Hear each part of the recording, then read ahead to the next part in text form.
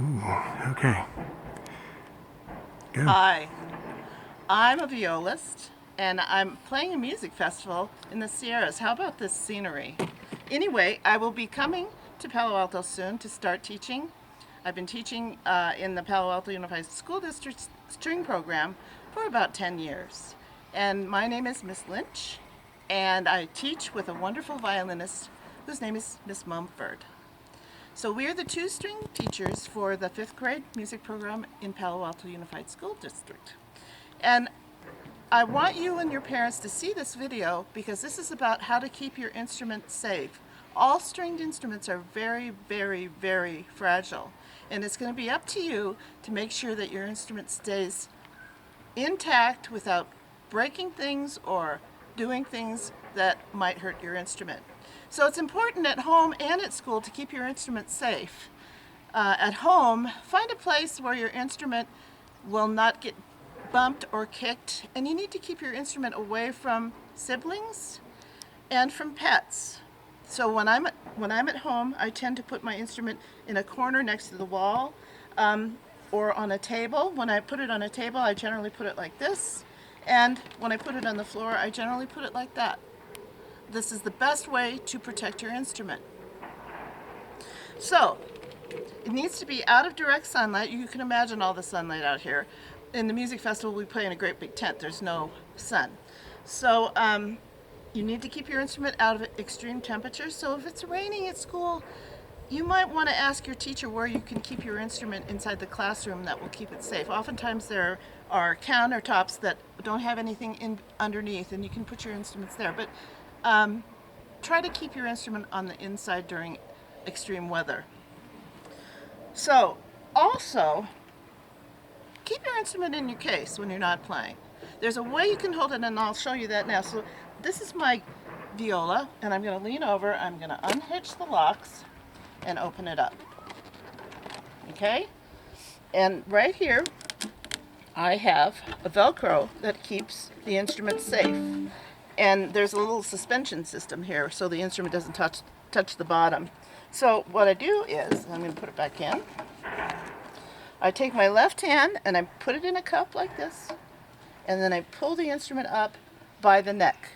And I turn it around, and you're looking at my right elbow, goes right here so it does not bother the bridge or anything else.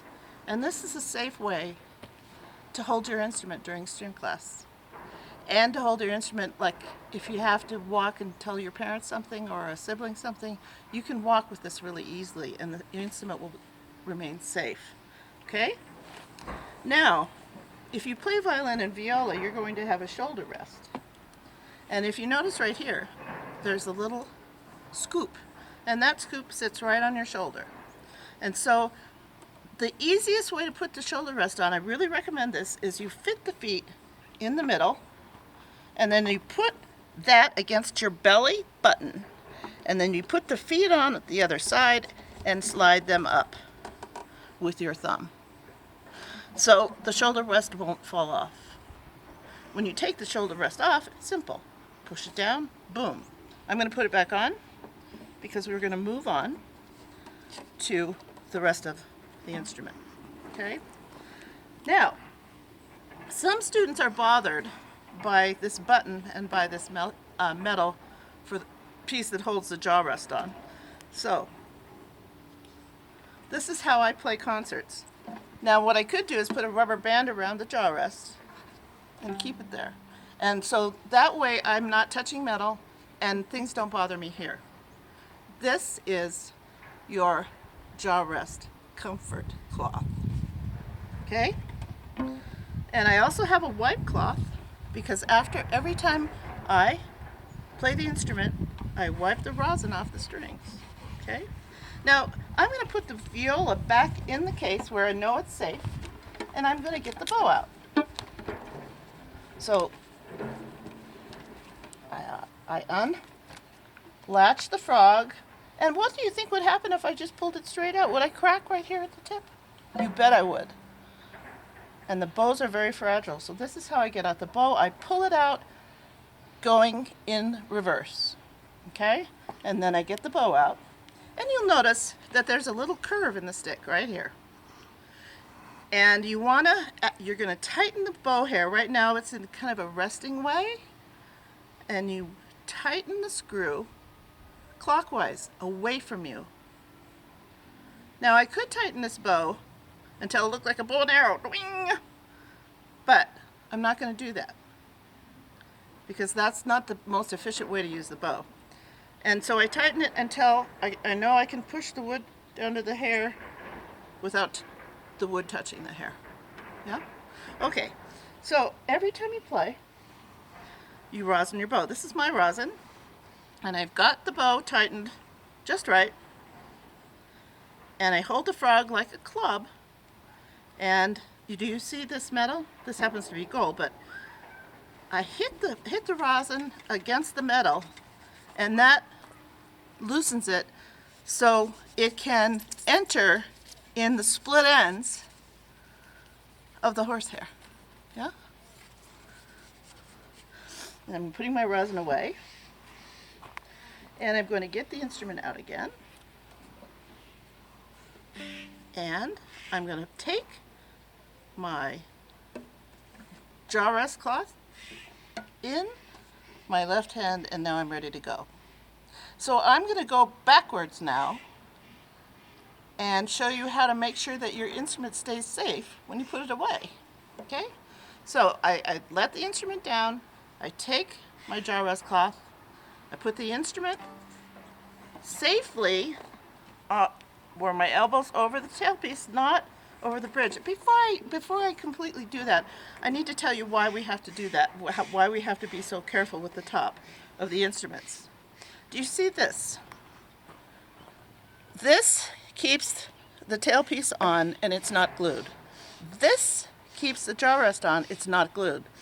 Your bridge is not glued. There's a sound post inside that the bottom touches the bottom and the top is right over here. And that makes the top resonate with the bottom.